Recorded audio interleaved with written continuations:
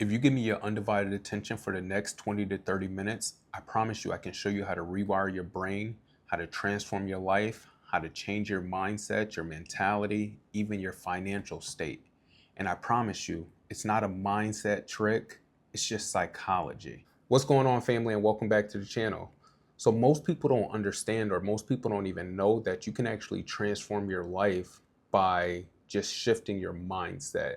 All right, you can transform your life, your mindset, your financial state based off of psychology. All right, and if you don't know what psychology is, it's basically the study of the mind and human behaviors. For all of you that don't know, I actually graduated from the University of Troy. Shout out to all my Troy alumni with a degree in psychology. All right, so I definitely understand a thing or two about the human brain. I actually went to Troy and got a degree in psychology because I wanted to understand why I did what I did. All right. Just so you all are aware, this is actually going to be a series. There's no way I can get all of the information I need to get to you all in one sit-in.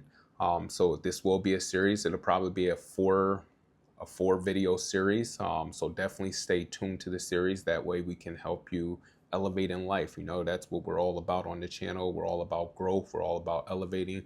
We're all about changing our mindset, right? A lot of people have what I would call a victim mindset, and we're getting away from that mindset. I once had that mindset, but I'm definitely past that mindset. I'm definitely growing from it, and I want to help somebody else get there.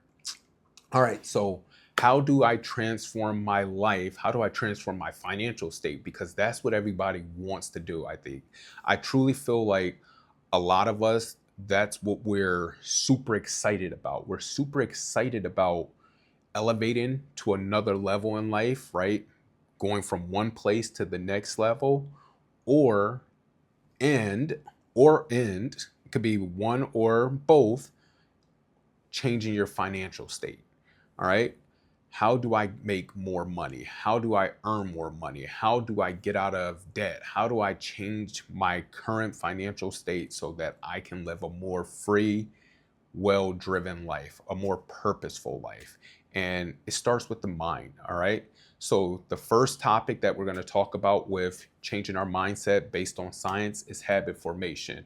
And what habit formation is, the process by which a behavior becomes automatic and is performed with little or no conscious effort. It involves a habit loop of cue, routine, and reward, where a trigger prompts a specific behavior and a positive outcome reinforces the association. Over time, this loop becomes ingrained, making the behavior automatic. All right. So with habit formation, you're going to take these certain habits or new behaviors or new traits, and you're going to start operating them to where they become the way you live, the way you operate. Like the definition said, it's ingrained in you. So it's now a full behavior. It's now how you basically walk. You walk that walk, okay? So with habit formation, I have some points that I'm going to discuss with habit formation. So in order to change with habit formation, my first thing is you want to start small. You want to focus on one small achievable habit at a time. All right. So maybe that one small achievable habit for you is you're trying to become a better person. And with you becoming a better person, maybe you need to disconnect from or disassociate from the group of people that you're currently associated with.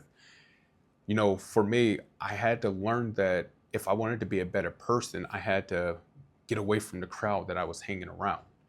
And for a lot of people, getting away from the crowd, and for me too, getting away from the crowd that I was always around, it was hard to disconnect from them because that's what I knew. That's all I knew. That's the people I was with all the time. And until I could disassociate myself with them, I knew that I would always be in those same, I would always have that same mindset. All right. So I had to I had to disassociate myself with them. And it was definitely hard, right? To me, that's not one of those small things. Depends. It could be a small thing for one person, but what's small for one person isn't small for someone else. All right. So, how did I do it? I personally, because I would hang out with a group of people, and then when I left from that group of people, we'd be on the phone or we'd be doing whatever else talking. I started backing up. I started not showing up as much as I once did. All right. For me, I wouldn't be on the phone as much with those friends or those buddies as much as I was once on the phone with them. We're hanging out as a group and then we leave from to hanging out and then we're on the phone together. I stopped calling. I started that calling time, that time that I used to be on the phone with them, I started changing the habit of doing something else during that time. Whether it was reading a book, whether it was meditating, I started studying during that time. I started praying more during that time. I started watching content that was motivational and inspirational that would help me understand that if I want something better, I have to do something different. All right. I can't do the same thing and expect a different outcome.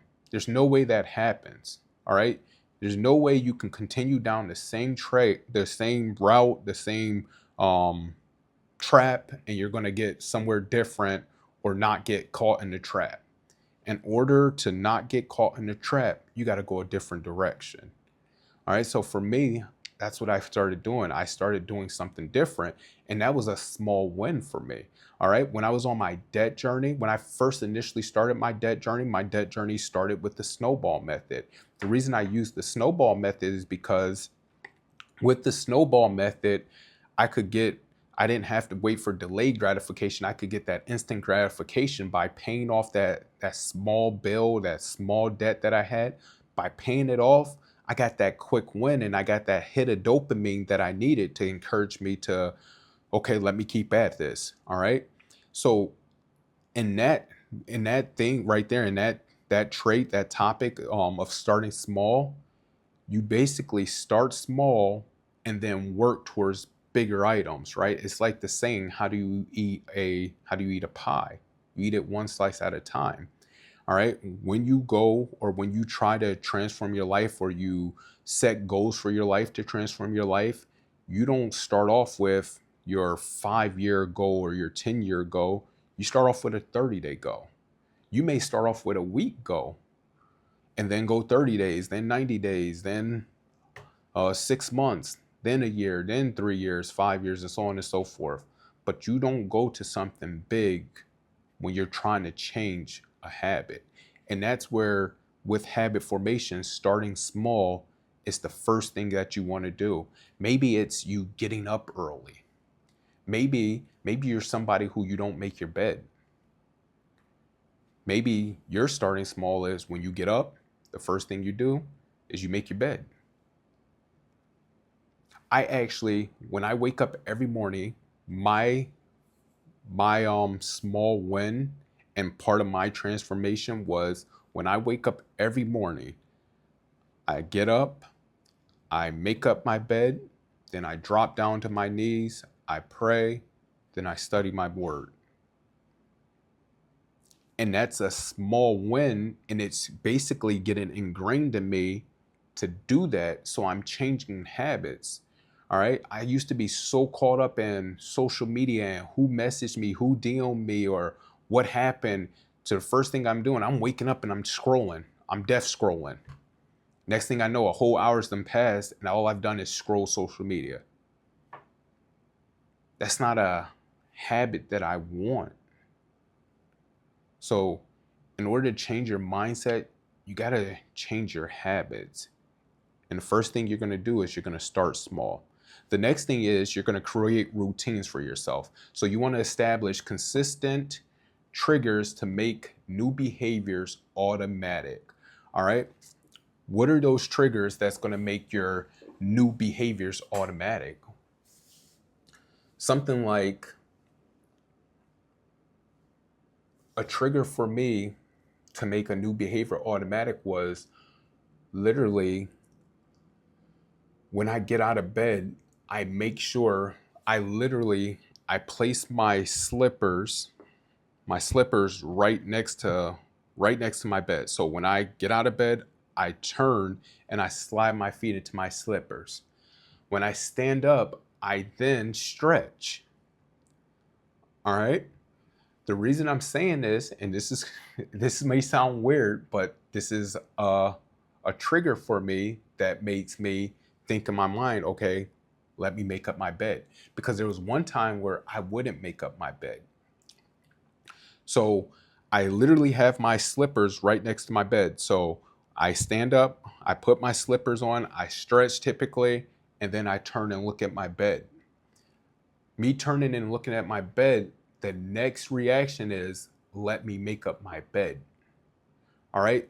That's a behavior that I've ingrained in me, and it's become automatic because I've basically set this emotion, this trigger in motion, so that it clicks to me to put my slippers on, stretch, turn around, look at your bed, make it up. I used to at one point didn't put my slippers there. So what would happen is I would get up, I would walk, go get my slippers. Then once I got my slippers, I'd be close to the door of my bedroom door, and then I'm going to the bathroom, and then I'm brushing my teeth, doing all this other stuff, and I'm distracted. Next thing you know, my bed isn't got made. I haven't dropped down and prayed. I haven't dropped down and studied my word. And the reason why that is because part of human behavior and part of the mind, once we wake up and we're getting moving and we're now jumping into our daily routine, our brain starts running. Everything that we have to do for that day starts coming to mind. All right. Typically, when you're brushing your teeth, you're washing your face, and that it's an automatic routine. But because it's an automatic routine, you're able to multitask. So you're also thinking about what else you have to do throughout the day. You thinking about what else you have to do throughout the day distracts you from those other certain routines, those other certain habits that you need to start your day. All right. So for me, something simple, like I said, of putting my slippers right next to my bed helped with my small win of making sure that I pray, making sure that I make up my bed every morning, making sure that I study my word every morning. So you want to create routines and establish routines that can basically feed into your small wins. All right. The next thing for me that I did was I was persistent. So habits take time to form. All right. So be patient and consistent. I'll say that again. Habits, they take time to perform. Habits, they take time. I'll say that again. Be persistent because habits take time to form. So be patient. All right. You got to be patient because those habits that you're forming, they don't come up that quickly, right? You don't bake a cake. It doesn't take 15 minutes to bake a cake. If you're making a good cake, it takes time to be made. So it's the same thing with habits. Habit formation, they take time to fully form. So you got to be patient, all right? If you know, typically when you're trying to change your mindset and you're trying to do something, you're going to have, your mind is like, for me, definitely go to church. So I understand the mind from a psychology standpoint, but also from a spiritual standpoint. And I understand in our mind, the enemy definitely messes around with our mind. He's always trying to get in our mind and toy with our mind. And what I mean by that, your mind is telling you that this thing that you've changed or this thing that you're doing, it's not enough, or it's not good enough, or it's not gonna be like you thought it was. You're not gonna be as successful on it as you thought that you was. So because your mind starts playing those games with you, you basically want to give up. You don't want to be consistent anymore. You don't want to keep going through it. You want to basically stop doing it. All right. It's the same thing from a financial standpoint. Typically, so for me, I'm on my third debt journey. And I remember being on my first debt journey and then my second debt journey. And when I got on the second debt journey, I literally gave up. That's the reason why I'm on the third debt journey, because on the second one, I gave up. The first one I never finished. And it wasn't that I gave up, I paid off everything that I call consumer debt, basically my credit cards. However, I wasn't fully debt free because I still had a mortgage, I still had car payments, still had student loans, but all my credit cards were paid off. So I was claiming I was debt free. Then I went on this second debt journey after I racked up more debt to on top of the car and everything else. And I go on this journey, and this journey is like, it's super tough, it's super hard. So I'm at the point where I want to give up. And because I wanted to give up, I did give up. Like my mind started playing games with me, and I just was at that point where I wasn't strong enough to endure it, to where if I would have had it, if I would have endured it, and if I would have sacrificed the way I needed to, I would have been in a better state for my future, for my current state. All right. So for me, just understand that you have to stay consistent. You got to be persistent. That way you don't have to deal with the issues in your future. All right. So like I said, stay persistent. You got to be persistent. And what persistency will do, it'll help to build consistency. All right. So persistency builds consistency. And when you're building consistency over time, this big this big issue that you have, it becomes something that it's nothing to you anymore. This big issue that you once had, it's not it's it doesn't even matter anymore. So just understand, being persistent, it grows, it helps you to grow consistency. All right. So habits, like I said, they take time to form, and those habits taking time to form, um, it's for your best. All right. Anything that's really worth it, it doesn't happen right away. All right. Things that are truly worth it and mean a lot, they're not going to happen right away. They're not going to come to you right away. And if they did, it's probably not something that's worth it. Right. If you think about it from a just understanding the human brain and how behaviors work. If you're married, or if you're been in a relationship, likely that relationship, it took time to get to the point of true joy, true happiness. And that's because it takes time to work on stuff. Things like that don't happen fast.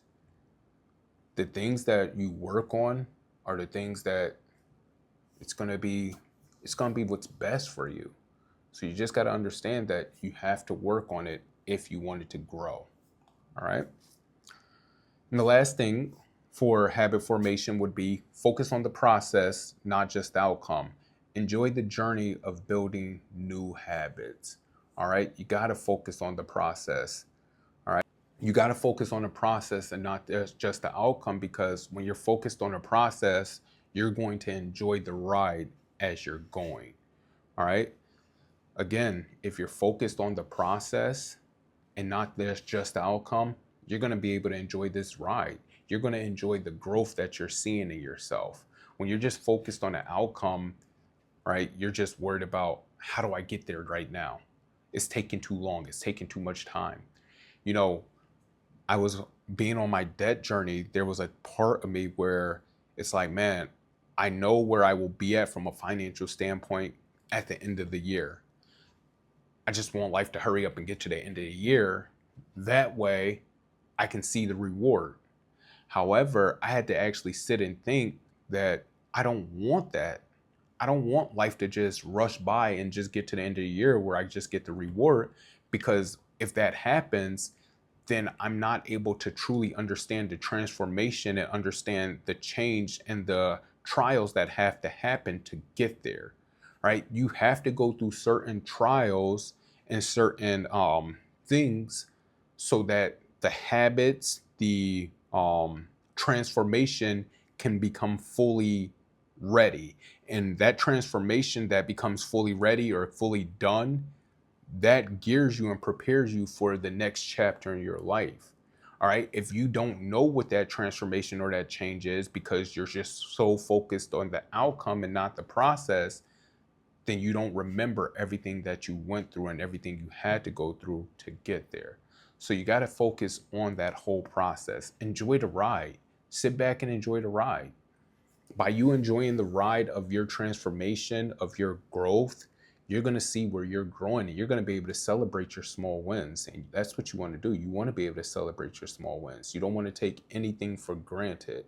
You don't want to take anything so lightly.